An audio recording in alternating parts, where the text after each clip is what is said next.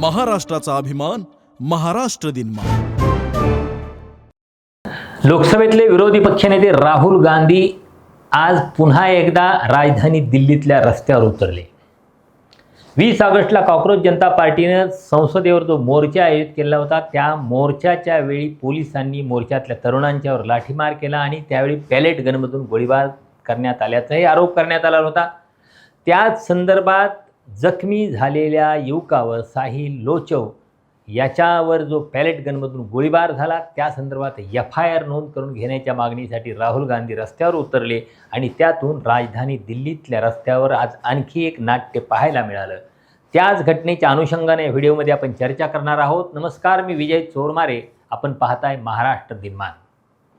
मित्रहो, एक प्रसंग आठवतो, साधारण 10 वर्षापूर्वीचा प्रसंग आहे. अमित शहा यांना एका पत्रकार परिषदेत प्रश्न विचारलेला होता. राहुल गांधी यांनी कुठला तरी एक मुद्दा उपस्थित केलेला होता आणि त्या संदर्भात अमित शहा यांना प्रश्न विचारला होता. त्यावेळी अमित शहा म्हणाले होते, राहुल गांधींनी विचारलेल्या प्रश्नांची उत्तरं मी देत नसतो, तो प्रश्न तुम्ही आमच्या कुठल्या तरी एखाद्या प्रवक्त्याला विचारा. म्हणजे एखाद्या राजकीय नेत्याचा, म्हणजे त्यावेळी काय अमित शहा राष्ट्रीय राजकारणात जाऊन काय फार तप लोटलं नव्हतं. अमित शहा राष्ट्रीय राजकारणातून जाऊन 2-3 वर्षच राष्ट्रीय राजकारणात जाऊन झालेली होती, पण तरीसुद्धा सत्तेमुळे जो अहंकार आलेला होता, तो अहंकार त्यांच्या भाषेतून व्यक्त होत होता. म्हणजे राहुल गांधींच्या प्रश्नाचं उत्तर मी देत नाही, मी त्यांना दखलपात्र मानत नाही, त्यांचा प्रश्न आमच्या एखाद्या प्रवक्त्याला विचारा, असं 10 वर्षापूर्वी म्हणणारे अमित शहा 10 वर्षानंतर राहुल गांधींनी विचारलेल्या प्रश्नांना उत्तर देण्याची हिंमत नसते म्हणून संसदेत येत नाहीत. इतका मोठा बदल गेल्या 10 वर्षात भारतीय राजकारणात झालेला आहे आणि तो सगळा बदल ह्या वेगवेगळ्या घटनांच्या निमित्तानं आपल्याला बघायला मिळतो आहे. मित्रहो, कॉक्रोच जनता पार्टीचे आंदोलन झालं, त्या आंदोलनामुळे पहिल्यांदा गेल्या 12 वर्षात नरेंद्र मोदी आणि अमित शहा यांना बॅकफूटवर जावं लागलं. जे सरकार आपल्या प्रचंड सत्तेमुळं आणि सत्तेतल्या बहुमतामुळे एक अहंकाराच्या अगदी सगळ्यात वरच्या पायरीवर होतं, त्यांचा अहंकार त्यांनी खाली उतरला, ह्या नेत्यांना जमिनीवर आणलं आणि याच सुमारास या सगळ्याचा राजकीय फायदा घेत राहुल गांधी या ज्या आक्रमक रीतीनं पुढं जात आहेत, ते सगळंच एकूण सत्ताधाऱ्यांना अडचणीचं ठरणार आहे असं दिसून येतं. म्हणजे राहुल गांधी आज संसद मार्ग पोलीस ठाण्यात गेले, कारण साहिल लोचव या तरुणावर पॅलेट गनमधून गोळीबार झालेला होता. कॉक्रोच जनता पार्टीचा मोर्चा झाला, त्यानंतर 21 तारखेला राहुल गांधी थेट पंतप्रधानांच्या निवासस्थानावर धडकले होते. पंतप्रधानांच्या निवासस्थानासमोर जाऊन त्यांनी धरणे आंदोलन केलं होतं. त्यावेळी लोकसभेतल्या विरोधी पक्षनेत्याला पालखी करून उचलून पोलिसांनी अटक केली होती. तो दिवससुद्धा देशाच्या राजधानीतला एकूण नाट्यमय दिवस होता.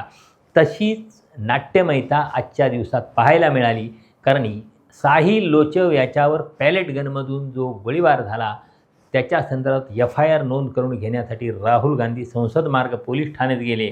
पोलिसांनी FIR नोंद करून घेण्यास नकार दिला.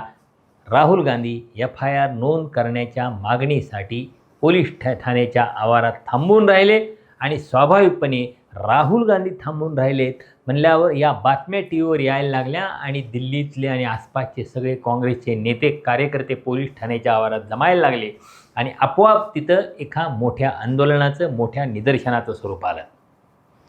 खरं तर आपल्याकडे कुठल्याही राजकीय नेत्यांना आंदोलन करण्याची पद्धत काय असते, आपल्या नेत्यांना, कार्यकर्त्यांना कळवा, माणसं जमवा, गर्दी करा आणि गर्दी जमा करून घेऊन एक शक्ती प्रदर्शन करत आंदोलन करा. पण राहुल गांधींनी या ठिकाणीही आणि महिनाभरापूर्वी ज्यावेळी पंतप्रधानांच्या निवासस्थानावर गेले होते, त्यावेळीसुद्धा कुठलंही नियोजन नाही, ते जाऊन तिथं धडकले आणि त्यानंतर बातम्या यायला लागल्यावर काँग्रेसचे कार्यकर्ते आणि इतर नेते मंडळी तिथं यायला लागली होती. आजसुद्धा तसंच घडलेलं आहे आणि तिथं बघता बघता त्या आंदोलनानं एक मोठं स्वरूप केलं. म्हणजे जंतर मंतर हे संसद मार्ग पोलीस ठाण्याच्या आवारात येतं आणि संसदेपासून काही थोड्याशाच अंतरावर हे ठिकाण आहे.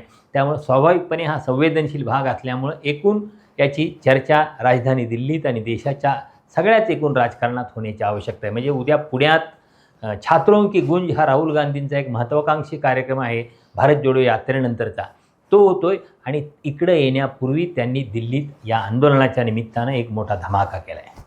आता या संदर्भात आरोप प्रत्यारोप होणं स्वाभाविक आहे. म्हणजे FIR दाखल का करत नाहीत? कारण सर्वोच्च न्यायालयाच्या आदेशानुसार एक उच्चस्तरीय कमिटी नेमलेली आहे आणि त्या कमिटीचा अहवाल आलेला नसल्यामुळं FIR नोंद केलेली नाही. राहुल गांधी काहीतरी नाटक करायला लागलेत, हटवादीपणा करायला लागलेले आहेत, एकूण अराजकता निर्माण करायला लागलेत, अशा प्रकारचे आरोप भारतीय जनता पक्षाचे नेते त्यांच्यावर करायला लागले आहेत. ते करणं स्वाभाविक आहे, कारण ज्या आक्रमक पद्धतीनं राहुल गांधी पोलीस ठाण्यात FIR नोंद करण्याची मागणी करतात आणि तो नोंद होत नाही म्हणून सरळ सत्याग्रहाचा मार्ग अवलंबतात. भारतीय जनता पक्षासाठी हे सगळंच अनपेक्षित असल्यामुळं आणि त्यांच्या अभ्यासक्रमाच्या बाहेरचं या सगळ्या गोष्टी असल्यामुळं गोंधळून जाणं स्वाभाविक आहे आणि त्यामुळं मग त्याची धार कमी करण्यासाठी अशा पद्धतीचे आरोप केले जातात. आता त्यातला त्यांचा सगळ्यात मोठा आरोप काय की वंदे मातरममुळं काँग्रेस अडचणीत आले, राहुल गांधी अडचणीत आलेत. आता कुठं अडचणीत आलेत, काय अडचणीत आलेत हा भागच वेगळा आहे. कारण ज्या पद्धतीनं वंदे मातरमचा कायदा या केंद्र सरकारने केलेला आहे, जे वंदे मातरम स्वातंत्र्य लढ्याच्या काळात पूर्ण गायलं जात नव्हतं, त्यातली कडवी काही धार्मिक त्याला संदर्भ असल्यामुळे वगळली होती, ती सगळी कडवी समाविष्ट करून वंदे मातरम म्हणण्याचा आग्रह भारतीय जनता पक्ष धरायला लागला आहे. आणि त्या संदर्भात काँग्रेसनं स्पष्टपणे, काँग्रेसच्या कार्यकारिणीनं स्पष्टपणे ठराव करून जे पूर्वापार चालत आलेलं वंदे मातरम आहे तेच आम्ही म्हणणार आहोत, अशा पद्धतीने सरकारच्या या वंदे मातरमला थेट नकार दिलेला आहे. त्यामुळे काँग्रेस अडचणीत, वंदे मातरम म्हणून अडचणीत आलेले असं जे नॅरेटिव्ह पसरायला लागले आहेत ते फारसं संयुक्तिक नाही. आणि भारतीय जनता पक्षाला असं वाटतं की हे वंदे मातरम म्हणजे फार त्यागाची गोष्ट आहे, फार महत्त्वाची गोष्ट आहे, त्यावरून लोकांच्या भावना फार तीव्र आहेत, असं अजिबात नाही. या संदर्भात भारतीय जनता पक्षाच्या लोकांनाही आपल्या मर्यादा माहिती आहेत. कारण वंदे मातरम म्हणत म्हणत लोक फासावर गेले होते. वंदे मातरम हा शब्द उच्चारण्यासाठी स्वातंत्र्य लढ्याच्या काळात हजारो लोकांनी त्याची किंमत चुकवलेली होती. पण त्या काळात भारतीय जनता पक्षाशी संबंधित राष्ट्रीय स्वयंसेवक संघाचं कुणी वंदे मातरम म्हटलं नव्हतं. त्यावेळी ते इंग्रजांना सामील होते. त्यावेळी वंदे मातरम म्हणण्याच्या गटात ते नव्हते. पण त्या काळात जे लोक वंदे मातरम म्हणत नव्हते तेच लोक आता वंदे मातरम म्हणायला पाहिजे. आणि ते स्वातंत्र्य लढ्यात अगदी नेताजी सुभाषचंद्र बोस, रवींद्रनाथ टागोर, वल्लभभाई पटेल या लोकांनी ज्या वंदे मातरमला मान्यता दिलेली आहे ते वंदे मातरम न म्हणता त्यात ज्या धार्मिक संदर्भ असलेली कडवी समाविष्ट करून ते वंदे मातरम म्हणण्याचा आग्रह धरत आहेत. यांचा अजेंडा स्पष्ट आहे, इथं धार्मिक ध्रुवीकरण करायचं. वंदे मातरमला जर अल्पसंख्याक समाजानं विरोध केला तर त्यावरून गोंधळ माजवायचा आणि पुन्हा आपली राजकीय पोळी भाजून घ्यायची, अशा पद्धतीचं हे राजकारण आहे. पण काँग्रेसचं अभिनंदन अशासाठी करायला पाहिजे की भारतीय जनता पक्षाच्या या डावाला ते बळी पडलेले नाहीत आणि त्यांनी कार्यकारिणी ठामपणे आम्ही हे वंदे मातरम म्हणणार नाही असं सांगून आणि पूर्वापार जे स्वातंत्र्य लढ्यापासून चालत आलेलं वंदे मातरम आहे तेच म्हणणार असं सांगून त्यांनी भारतीय जनता पक्षाच्या समोर ताटपणे त्यांना त्यांच्या ह्या चालीला आव्हान दिलं आहे. त्यामुळे वंदे मातरममुळे काँग्रेस अडचणीत आले आणि त्यावरून लक्ष हटवण्यासाठी राहुल गांधी हे सगळं करायला लागलेत, या त्यांच्या म्हणण्यात, या नॅरेटिव्हमध्ये काही अर्थ नाही. ते फुसकी गोष्ट आहे असं मला वाटतं. आता दुसरी गोष्ट, काँग्रेसनं आक्षेप काय घेतला आहे, इथं जे न्यायमूर्ती R सुभाष रेड्डी यांच्या अध्यक्षतेखाली, म्हणजे यांच्या प्रमुख आहेत आणि त्यांच्या निगराणीखाली ही जी एक उच्चस्तरीय समिती नेमलेली आहे. तर काँग्रेसचा आक्षेप या न्यायमूर्ती R सुभाष रेड्डी यांनाच आहे. कारण न्यायमूर्ती R सुभाष रेड्डी यांनी गुजरात उच्च न्यायालयात मुख्य न्यायाधीश म्हणून काही काळ काम केलेलं आहे. त्यामुळं त्यांच्या नावालाच त्यांचा आक्षेप आहे. म्हणजे पुन्हा सरकारनं काही नियुक्त्या करताना सुद्धा तिथं काही पक्षपात दाखवला आहे का काय?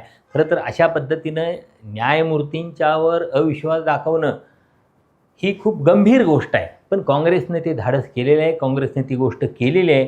त्याचं कारण असं आहे, खरं तर या संदर्भात न्यायव्यवस्थेतल्या लोकांनी आत्मपरीक्षण करण्याची गरज आहे. कारण तुम्ही भारताच्या न्यायव्यवस्थेचं प्रतिनिधित्व करत असताना जर तुम्हाला निष्पक्ष होता असं कोणी मानत नाही किंवा निष्पक्ष आहात असं कोणी मानत नाही तर तुम्ही त्याचा पुनर्विचार करायला पाहिजे. आपण केलेलं काम खरोखर त्या एकूण संविधानाशी प्रामाणिक राहून केलं का याचाही विचार करायला पाहिजे. त्यामुळे मला वाटतं R सुभाष रेड्डी यांच्या नियुक्तीला हा आक्षेप जो घेतलेला आहे तो काँग्रेसनं घेतलेला आक्षेप आहे, तो आक्षेपच आहे. त्यामुळे तो योग्य आहे का अयोग्य आहे हा भाग नाही. म्हणजे जसं म्हणतात की न्याय जो असतो तो न्याय होतो पण तो न्याय दिसावाही लागतो. तर भारतीय जनता पक्षानं इथं पुन्हा या नियुक्त्या करताना गडबड केलेली आहे.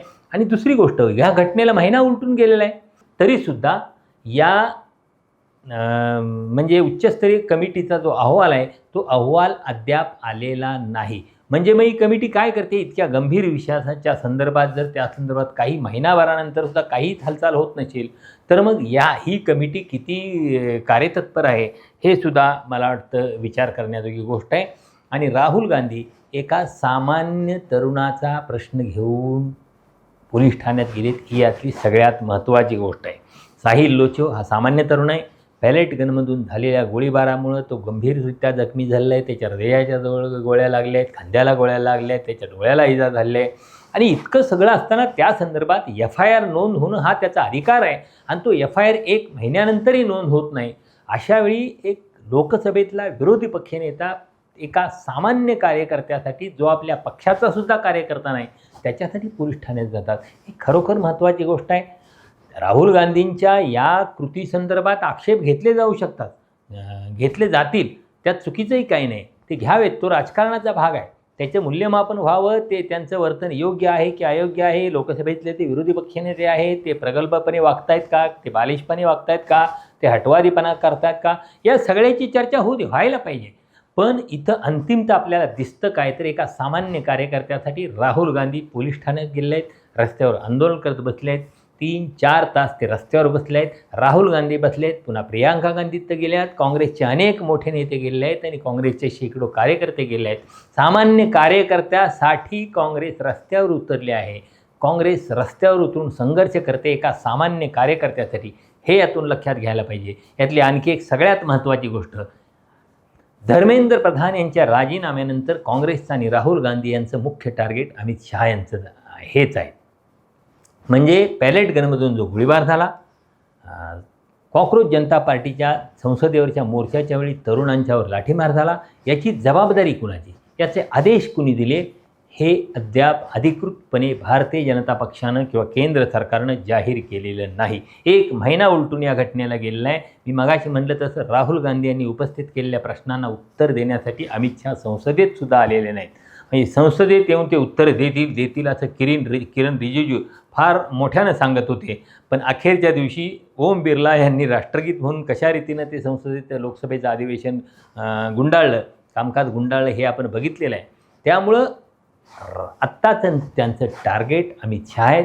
म्हणजे त्यातून त्यांनी एक मागे यापूर्वी सांगितलं होतं की मी हा आदेश, गोळीबाराचा आदेश अमित शहा यांनी दिला होता का, त्याची जबाबदारी ते घ्यायला तयार आहेत का, तर ते त्यांनी स्पष्ट करावं. आणि त्यांनी जर आदेश दिला नसेल आणि ते जबाबदारी घेत नसतील, त्यांच्या अप्रोक्ष जर ही सगळी गोष्ट झाली असेल तर ते गृहमंत्री म्हणून सक्षम नाहीत.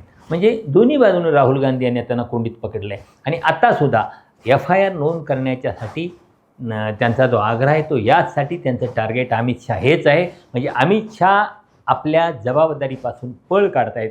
हे पुन्हा पुन्हा त्यांना लोकांच्या मनावर ठसवायचं आहे. भारतीय जनता पक्षानं कितीही वंदे मातरमचा जयघोष चालवला तरी सामान्य माणसांचे प्रश्न हे फार महत्त्वाचे आहेत. वंदे मातरम हे स्वातंत्र्य लढाईच्या काळातलं प्रेरणागीत होतं. आजसुद्धा ते तितकंच महत्त्वाचं राष्ट्रीय गीत आहे. त्यासाठी कायदा केला आहे, त्याचा मान राखायला पाहिजे, हे ठीक आहे. पण भारतीय जनता पक्ष स्वातंत्र्य लढ्यातल्या वंदे मातरमला बाजूला ठेवून आपला धार्मिक अजेंडा असलेलं संपूर्ण वंदे मातरम लादायचा प्रयत्न करायला लागला आहे. आणि तोच म्हणजे काँग्रेससाठी ते अडचण ठरते वगैरे असं काहीतरी नरेटिव्ह तयार करायला लागलं आहे. ही 5 वर्षापूर्वीची काँग्रेस नाही, ही आजची राहुल गांधी लोकसभेतले विरोधी पक्षनेते असलेली, त्यांच्याकडे काही घटनात्मक मोठं पद असलेली ही काँग्रेस आहे. आणि त्या काँग्रेसशी भारतीय जनता पक्षाचा सामना आहे. मला वाटतं राहुल गांधी वारंवार भारतीय जनता पक्षाला अभ्यासक्रमाच्या बाहेरचे प्रश्न विचारत आहेत आणि भारतीय जनता पक्ष मात्र आपली तीच जुनी उत्तर द्यायला लागला आहे, तेच जुने फंडे वापरायला लागला आहे. त्यामुळं भारतीय जनता पक्ष सातत्यानं अडचणी देतोय आणि राहुल गांधी त्यांच्या पुढं एक पाऊल पुढं असल्याचं स्पष्ट होतं. बघूया हे राजकारण कसं आणि कुठंपर्यंत पुढं जातं ते. धन्यवाद.